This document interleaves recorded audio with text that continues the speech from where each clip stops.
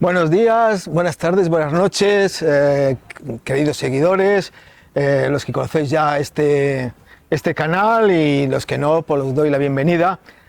Estamos en vacaciones y este va a ser el último, digamos, vídeo que vamos a subir en la época estival. Y como comenté en el vídeo anterior, por ser una época estival quería hacer unos vídeos un poco alejados de la cotidianidad, de la inmediatez, para hablar de temas un poco más generales, más ideológicos, más de fondo, ¿no? Y este último vídeo del verano lo quería hablar de un tema que yo creo que es un tema nuclear, ¿no? Un tema muy importante en Ciudadanos, en la crisis de Ciudadanos y en el cambio que hubo de Ciudadanos, ¿no? Y es sobre el nacionalismo, ¿no? Sobre el nacionalismo español, ¿no? Yo creo que este es un tema muy importante porque marca un punto de inflexión que al principio sería fabuloso porque fue una mina, fue lo que marcó el gran crecimiento, pero después mi teoría y mi tesis es que eso fue la causa de nuestro hundimiento, además de errores tácticos que ya todos conocemos y que se ha hablado muchas veces de ellos, ¿no? Y para hablar del nacionalismo español quería utilizar un personaje histórico que es, y lo sé, y ya lo asumo, ¿no? Me van a dar, algunos amigos me van a criticar, porque es tal vez el personaje más políticamente incorrecto que se puede citar hoy en día, que es José Antonio Primo de Rivera. Pero bueno, no me importa, como soy liberal y crítico, me importa un rábano lo políticamente correcto. Pero me interesa mucho utilizar a José Antonio Primo de Rivera, por una razón muy sencilla. José Antonio Primo de Rivera, por encima de todo, es un referente básico, ¿no? Uno de lo que sería el españolismo, ¿no?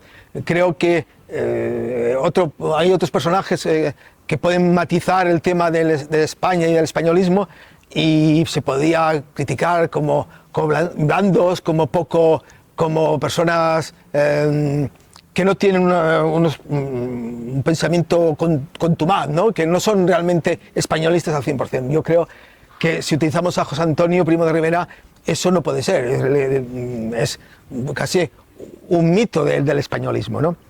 Y quería utilizarle porque creo que nos va a ir muy bien, ¿no? Para entender el problema de Ciudadanos, ¿no?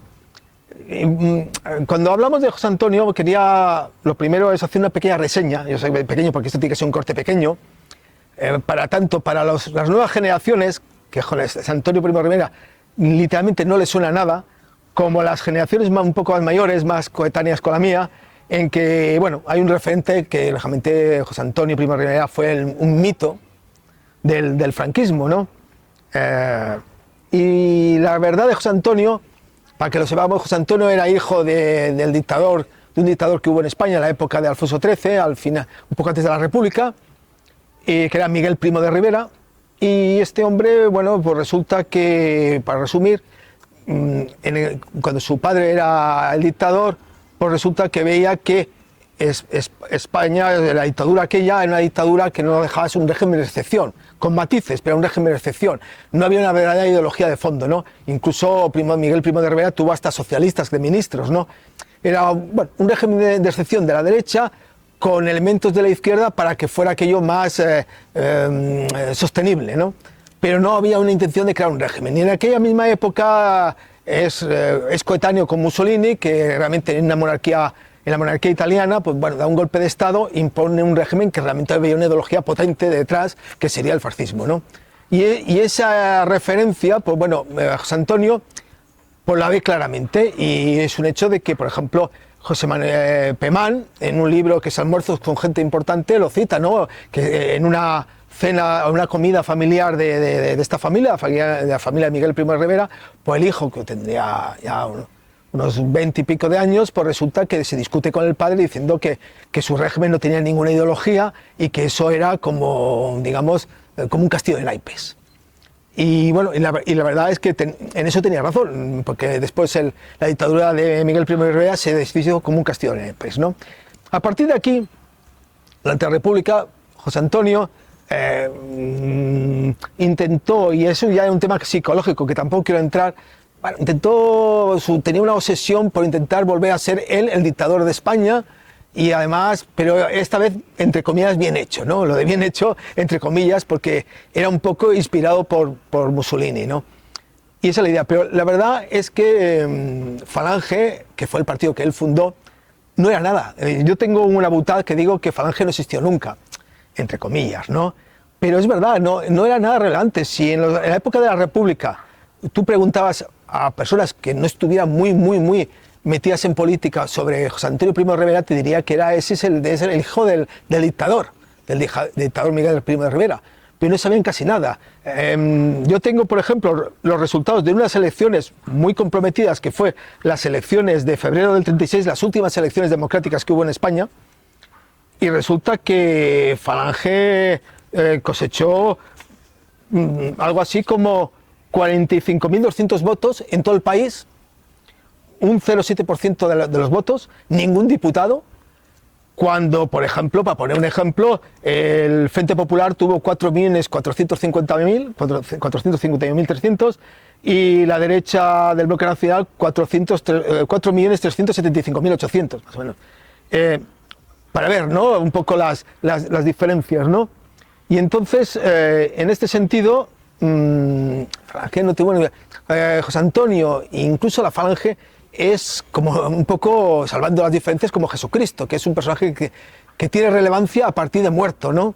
Y la Falange, más que todo, como un instrumento desmontado y después vuelto a montar dentro del partido unificado que montó el franquismo, pues un partido literalmente de creación histórica, es un partido a partir de la muerte de Franco y el partido vinculado indissolublemente con el franquismo. Otro caso es que, si se pregunta, bueno, y José Antonio, porque a esto ha habido discusión, ¿era fascista el Falange?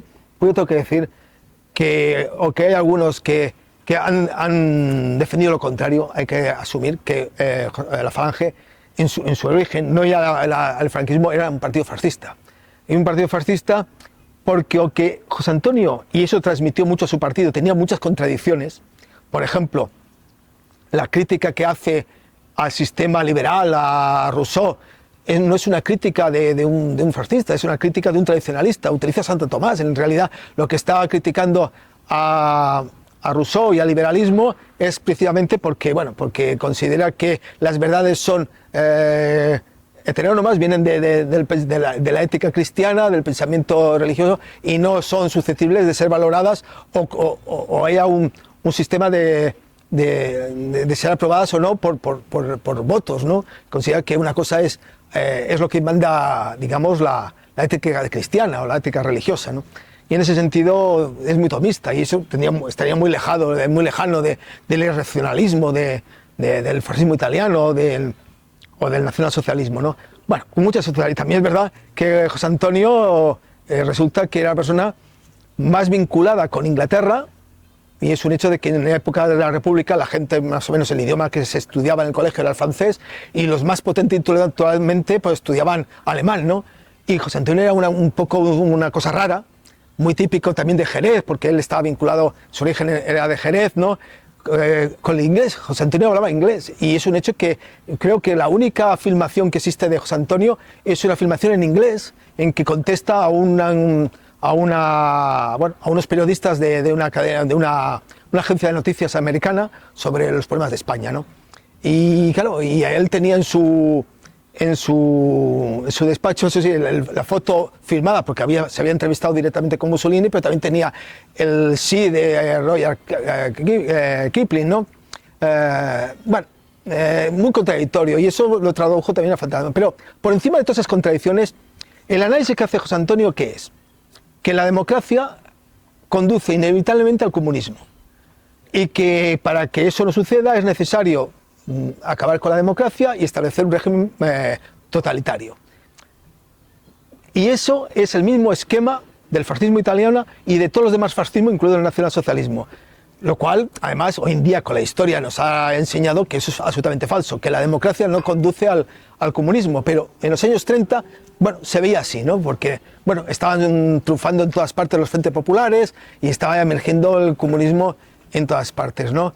y que el único partido que estaba frenando a ellos pues era el fascismo en Italia, que frenó a los comunistas, o en este caso, ya no digamos en Alemania, que literalmente era la segunda minoría más importante del Parlamento. Primero estaban los nacionalsocialistas y estaban el Partido Socialdemócrata, que era el Partido Comunista, ¿no? Que era la segunda minoría más importante, ¿no? Y entonces está claro, ¿no? El tema este, ¿no? Pero esta visión lo tenemos nosotros a posteriori, ¿no? Y así es, de alguna manera, bueno, es lo que hay que decir, las cosas son como son. Después ha habido muchas lecturas, pero bueno, ahí tampoco no me quiero extender. Lo que sí quería entender es por qué he elegido esto, ¿no? He elegido esto porque José Antonio tiene una idea muy clara, que yo creo que esta sí que la tenemos que es que, él lo dice en uno de sus discursos, dice él, ¿por qué no somos nacionalistas españoles? Entonces, yo creo que la verdadera proposición tenía que haber dicho él, ¿por qué no debemos de ser nacionalistas españoles? Pero bueno, él dice, ¿por qué no somos nacionalistas españoles? Y lo dice muy sencillo, porque el nacionalismo es una emoción, es un sentimiento. Y lógicamente, cuando chocan dos sentimientos, y está pensando, o que no lo diga, del nacionalismo catalán, realmente lo está diciendo, del nacionalismo catalán, cuando chocan dos sentimientos, ¿quién se impone? Pues lógicamente se impone el sentimiento más cercano. Uno quiere más a su padre, a sus hermanos, que a sus tíos, que a sus primos. Eso es lo normal. Con lo cual, cuando se enfrenta el nacionalismo español, que es sentimentalista, basado en la lengua castellana, los puntos del nacionalismo español, junto al nacionalismo catalán o cualquier otro nacionalismo, digamos, que hay en España, pues resulta que lo tiene muy mal. Y en ese sentido, José Antonio lo tiene clarísimo. Otra cosa es qué respuesta ante esta situación da José Antonio, que ahí él da la suya, que es el imperialismo, no sé qué, pero ahí ya no quiero entrar. Pero creo que es muy interesante el análisis ¿no? De una persona que nadie puede dudar que no fuera españolista, ¿no? Y José Antonio lo dice, y además lo dice porque José Antonio vivió en Cataluña. Vivió algo así como un año y medio, de forma intermitente, pero él vivió en Cataluña. Su padre era el capitán general de Cataluña. Él estaba estudiando y estuvo en Cataluña, en Barcelona, durante algo más de un año y medio, de forma intermitente, pero estuvo en Cataluña y conocía muy bien la realidad catalana, la realidad de calle. Él conocía Cataluña, conocía Alella, conocía un poco esto. Y a nivel de calle, y a nivel de gente. Entonces, claro, él tenía una experiencia que mucha gente, digamos, de la derecha en Madrid o de otras fuerzas políticas no tenían esa experiencia de estar pisando calle en Cataluña, ¿no? Y muy probablemente de ahí vino esta solución o este rechazo al nacionalismo español, ¿no? El nacionalismo español es en el sentido de nacionalista, ¿no? Entonces él da una solución que fue X. Y en este sentido, creo que Ciudadanos, y ahí llego a lo que yo quería, es muy importante. Ciudadanos nace como una oposición al nacionalismo catalán, a las políticas identitarias, pero a diferencia del Vidal-Quadrismo, de Vidal-Quadras, a diferencia de todo lo que había habido antes, lo hace desde una posición absolutamente no nacionalista española, sino desde una posición de derechos civiles, es decir, de ahí un poco el nombre del partido, Ciudadanos, ¿no? Y en ese sentido es revolucionario, y además revolucionario es un verdadero enemigo muy duro para el nacionalismo, porque, y esto también lo tengo que decir, en unas conversaciones de relativamente hace poco con gente de Ciudadanos, con compañeros, ¿no? Y que decía, a mí lo que me resulta más duro de que el liderazgo contra el nacionalismo catalán lo haya perdido Ciudadanos y lo haya ganado Vox, es que Vox, para el nacionalismo catalán, es el buen enemigo, es el buen adversario. ¿Por qué? Porque sabe que tiene las cartas marcadas. El nacionalismo español, como oposición al nacionalismo catalán, tiene el recorrido que tiene.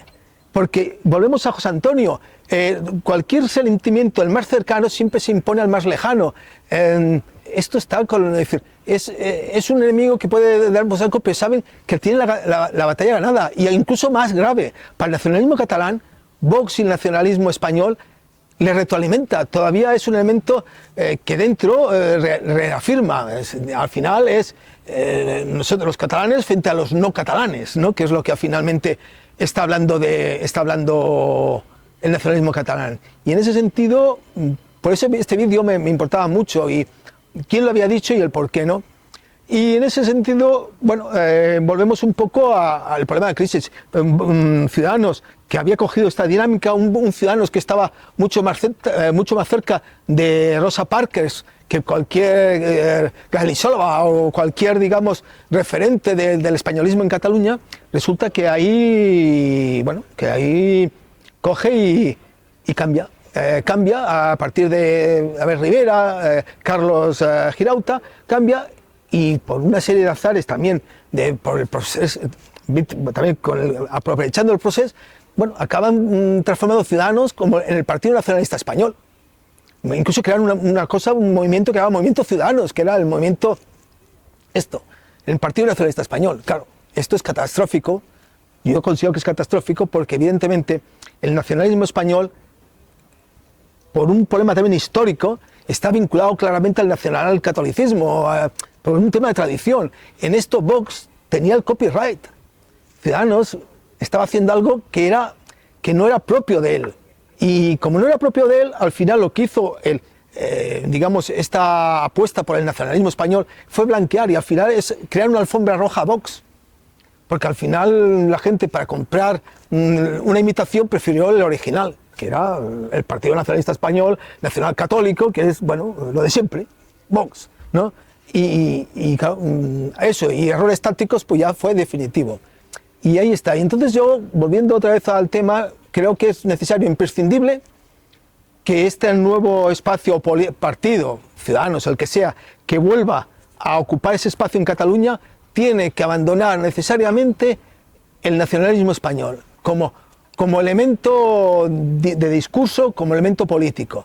Y tenemos que volver claramente a los derechos civiles. Tenemos que estar más cerca de Rosa Parker, de la lucha contra el apartheid en Sudáfrica, o cualquier de esta lucha de los derechos civiles en el mundo, que el enfrentamiento entre nacionalismo español y nacionalismo catalán. Porque ese camino es un camino de pérdida, de perdedores. Gracias. Nos vemos ya en el próximo vídeo. Gracias a todos y hasta la próxima.